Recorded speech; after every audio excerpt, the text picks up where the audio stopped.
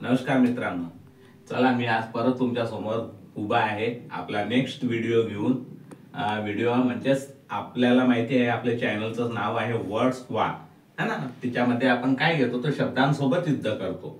युद्ध हे आपलं शब्दांसोबत असते, म्हणजे जास्तीत जास्त आपलं व्होकॅब्युलरी वाढायला पाहिजे, त्या दृष्टीने हे चॅनल आपण सुरू केलेलं आहे। आणि मागील व्हिडिओला तुम्ही बऱ्या पद्धतीने प्रतिसाद दिलेला आहे, त्यामुळे मला कदाचित असं वाटतं की हा व्हिडिओ आपण कंटिन्यू ठेवावं। आणि मी जवळपास 365 चॅप्टर मध्ये व्हिडिओ मध्ये हे वर्ड्स तुम्हाला सांगणार आहे। तर आपलं आजचं जे शब्दांशी युद्ध आहे तो शब्द आहे बँक। चला आपण सुरू करूया। मला खात्री आहे की तुम्ही तुमचे जे वार साठी लागणारं साहित्य आहे, इन्स्ट्रुमेंट आहे, ते घेऊन सज्ज असाल। चला तर जास्त वेळ न घेता आपण सुरू करूया वर्ड्स वार विथ बँक। एकदा काय झालं, मी आणि माझा स्टुडंट कुंभमेळ्याच्या ठिकाणी नाशिकला फिरायला गेलो आणि तिथे फिरायला गेल्यानंतर तो बोलला, sir we are standing on the bank of river. मी त्याला म्हटलं बँक म्हणजे तुला इथं काय म्हणायचंय? तो म्हणाला, सर माझं चुकलं का? मी म्हणालो नाही चुकलं, बरोबर आहे, काय म्हणायचंय? मग तो बोलला, सर आपण हे जे गोदा नदी आहे, गोदावरी नदी, याच्या काठावर उभे आहे। हा बरोबर आहे म्हणे, पण मी त्याला ते संधी साधून विचारलं, तुला माहिती का बँक साठी आपण किती पद्धतीचे शब्द वापरू शकतो, कोणते कोणते शब्द वापरू शकतो आणि कोणता बँक कसा आहे, कशा पद्धतीने कुठल्या काठावरती आपण उभे आहोत किंवा कुठल्या काठाला काय म्हणतात ते माहिती आहे का? तो म्हणे नाही सर। मग म्हटलं चल काढ तुझी चोपडी जी आहे ते, म्हणजे थोडी छोटीशी जे नोटबुक आपण खिशामध्ये ठेवतो ती नोटबुक काढ आणि चल मी तुला सांगतो ते टिपून घे। चला तर आपण वळूया आपल्या वर्ड्स वार विथ बँक। पहिला तर आहे बँक। बँक म्हणजेच काय तर बँक ऑफ द रिव्हर म्हणजे नदीचा किनारा। एखादी नदी असेल छोटी मोठी किंवा कुठलीही नदी, त्या नदीच्या किनाऱ्यावरती जर का आपण असू किंवा त्या नदीच्या किनाऱ्याचा उल्लेख जर का आपल्याला करायचा असेल तर आपण बँक ऑफ रिव्हर तिथं हा बँक शब्द वापरू शकतो। For example bank of the Godavari, है ना, म्हणजे गोदावरी नदीचा काठ। नेक्स्ट आहे मार्जिन।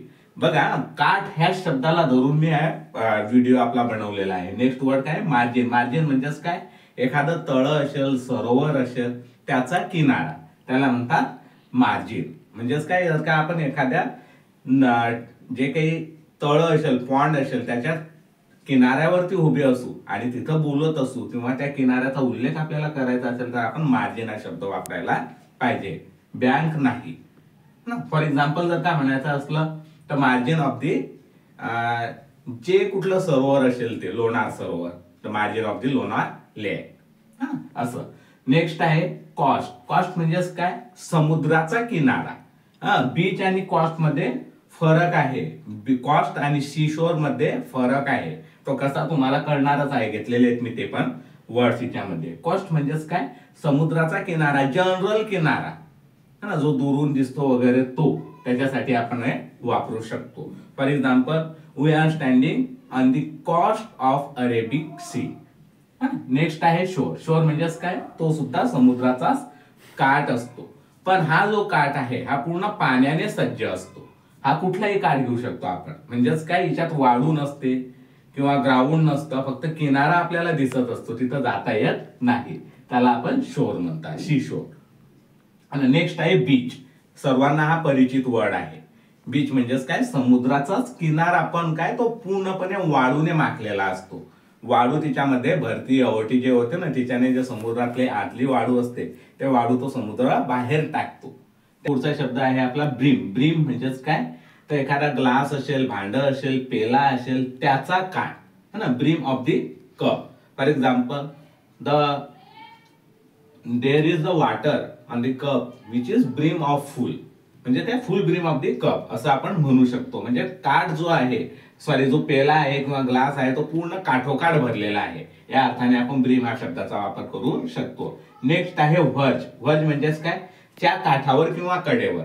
फॉर एक्झाम्पल जे सोल्जर्स आहे ते एखाद्या डोंगराच्या काठावरती उभे असतील तर आपण म्हणू शकतो जो soldiers are standing on the verge of forest, जे असेल ते एखाद्या जंगलाच्या काठावर असेल किंवा मग एव्हरेस्टच्या काठावर असेल ते, त्याच्याकरता आपण व्हर्ज वापरू शकतो।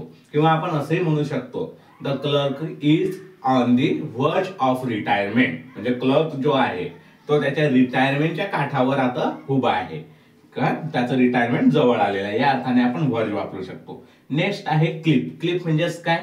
क्लिफचा अर्थ आहे समुद्र किनाऱ्यावरील पहाडाचा भाग.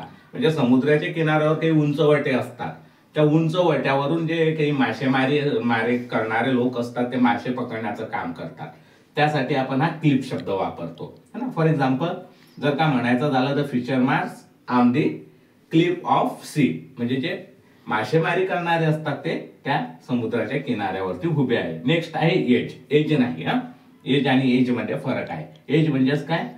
तर कडा असतो तो कशाचा?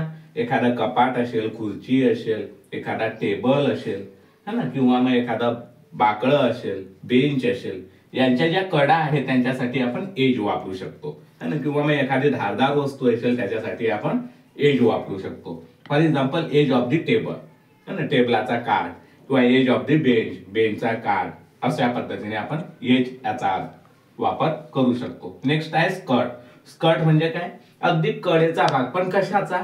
तर एखादं गाव असेल, शहर असेल, किंवा एखादं छोटंसे खेळं असेल, त्यांचा जो कडेचा भाग आहे त्याला आपण स्कर्ट म्हणू शकता. For example this are cat at the skirt of the town by the peoples है ना, म्हणजे जे चोर आहेत ते त्या गावाच्या कडेलाच पकडले गेले, या अर्थाने आपण स्कर्ट हा शब्द वापरू शकतो. नेक्स्ट आणि लास्ट वर्ड आहे आपला या युद्धामध्ये, तो आहे बॉर्डर. बॉर्डर म्हणजेच काय? तुम्हाला परिचित हा शब्द आहे, तुम्ही बऱ्याच वेळा ऐकलेला असेल है ना. एखादा देश असेल, राज्य असेल, गाव असेल, किंवा मग जिल्हा असेल, त्याची जी सीमारेषा असते, सरहद्द असते, त्याला आपण बॉर्डर म्हणू शकतो. For example border of India म्हणजेच काय? भारताची सरहद्द, या अर्थाने आपण बॉर्डर वापरू शकतो. इथं आपण सुरुवात बँकने केली, तर मला असं वाटतं आपण शेवट सुद्धा बँकनेच करावा हवा. तर काय? बँकचा अर्थ इथं आपण नदीचा किनारा घेतला, तर इथं बँक म्हणजेच काय आहे? The institute where we monetary transact है ना, जिथं आपण पैशाची देवाणघेवाण करतो त्याला सुद्धा बँक म्हणतात. म्हणून आपण लक्षात घ्यायला पाहिजे की हा बँक आपण कुठं वापरतोय, कशा पद्धतीने वापरतोय, कोणता शब्द आपण कुठं वापरायला पाहिजे, यासाठीच खरं तर आपण हे चॅनल सुरू केलेलं आहे वर्ल्ड वार. थँक्यू.